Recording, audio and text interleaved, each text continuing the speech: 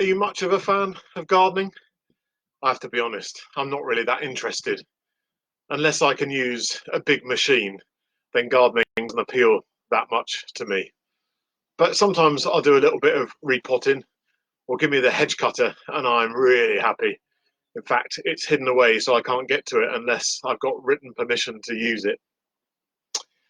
As we journey through the Lord's Prayer, we're thinking about that line, on earth as it is in heaven. I don't know if you've ever paused to think about it, but it's quite a strange thing to pray. We spend a lot of our time, don't we, thinking about God, trying to encourage people to think about heaven and what that's going to be like to be with God where he reigns for all of eternity. And yet what we're praying is that earth would be like heaven. Lord, on earth as it is in heaven. We're actually praying that as heaven touches earth, we're not drawn up out of earth, but actually that earth becomes a little bit more like heaven. And that actually kind of really matters, because if earth is just like a temporary home until we get to the real destination, well, what's the point of caring for it?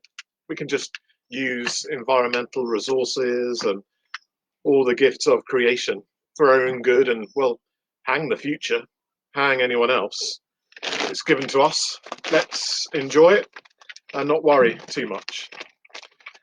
But if the picture in the scriptures is of something more long-term, more eternal, well, that really does change things, doesn't it?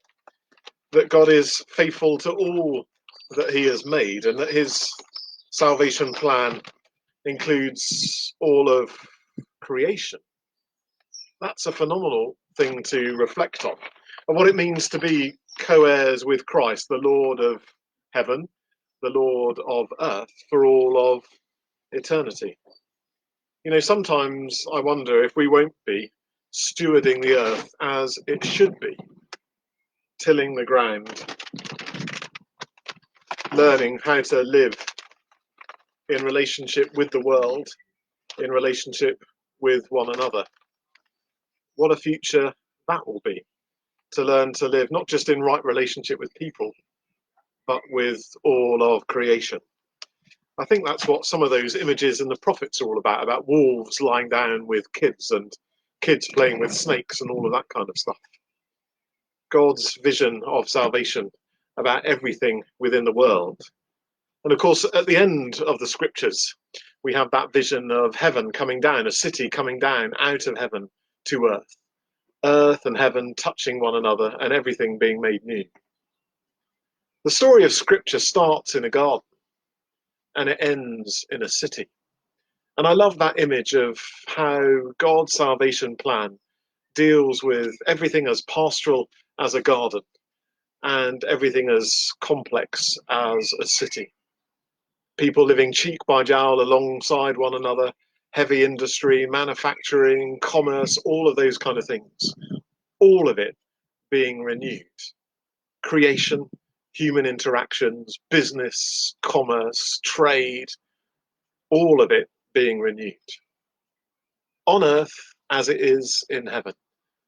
Not just a prayer about what happens when we die then, but a prayer about the future of the world in every sense. Everything being made new. It's a simple line, but the horizon is vast.